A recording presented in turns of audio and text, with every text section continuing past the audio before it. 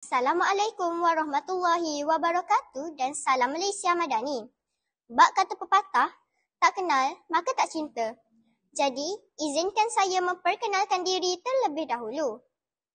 Nama diberi Nur Adlin Syasha binti Abdul Rahim dan saya berumur 12 tahun. Saya anak didik dari Sekolah Kebangsaan Seri Wakaf Baru yang terletak di daerah Wakaf Baru Tumpat, Kelantan. Kod sekolah saya ialah DBB 6355. Pada masa lapang, saya gemar memanfaatkan masa dengan membaca buku dan bermain pingpong. Manakala, cita-cita saya pula ingin menjadi seorang guru. Dalam video ini, saya berasa amat teruja untuk kongsikan sebuah novel yang telah saya baca. Novel yang berjudul Anomali. Buku ini bertemakan persahabatan yang ditulis oleh seorang lelaki yang amat hebat bernama Syafiq Aizat. Buku ini telah diterbitkan oleh syarikat buku fiksi Sendirian Berhad pada tahun 2019. Buku ini mempunyai 298 halaman muka surat yang bercetak. Buku ini berharga RM28. Murah dan berpatutan, kan?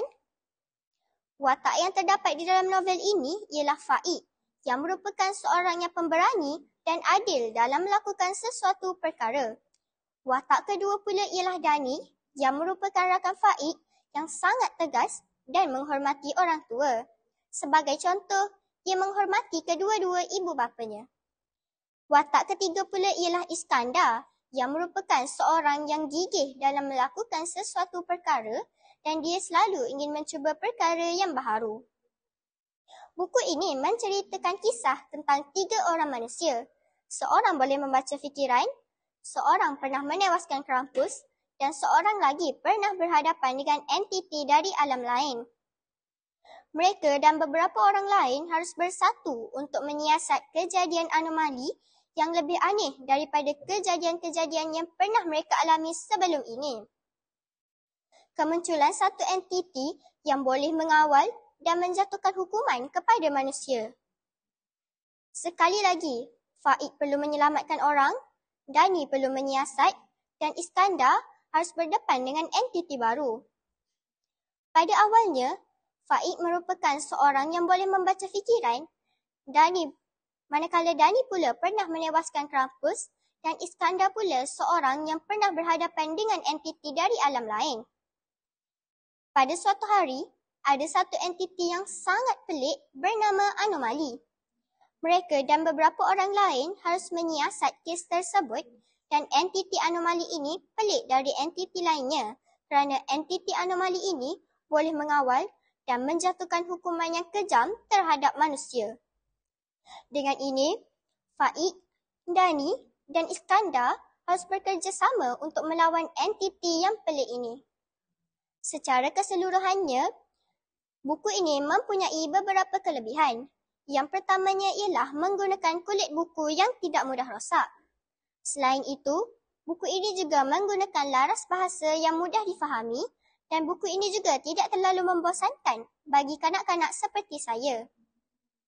Namun begitu, buku ini juga ada sedikit kekurangan, iaitu menggunakan ilustrasi buku yang tidak terlalu menarik bagi kanak-kanak 11 tahun dan ke atas. Selain itu, buku ini menggunakan helaian kertas yang mudah rosak apabila terkena air. Sesetengah watak juga agak tergantung seperti anomali yang tidak diceritakan. Adakah anomali ini masih hidup ataupun tidak? Setelah membaca buku ini, ada beberapa persoalan yang muncul di benak fikiran saya. Seperti, jika perkara ini berlaku di negara kita, apakah yang perlu kita lakukan? Selain itu, mengapakah mereka mempunyai kemampuan yang tidak kita miliki? Di samping itu, mengapakah anomali datang ke tempat mereka? Sekiranya anomali itu wujud, kemungkinan negara kita tidak akan aman damai. Namun begitu, kita hanya perlu takut kepada Allah Subhanahu Wa Taala. Rumusannya, saya memilih buku ini kerana tajuk buku ini dapat menarik minat pembaca. Buku ini juga merupakan buku kegemaran saya kerana saya amat bangga akan Syafiq Aizat. Buku ini juga dapat menyedarkan semua pembaca untuk lebih minat membaca. Akhir sekali, Saya ingin katakan bahawa buku ini sangat bagus jalan ceritanya dan amat mudah difahami. Sekian, terima kasih.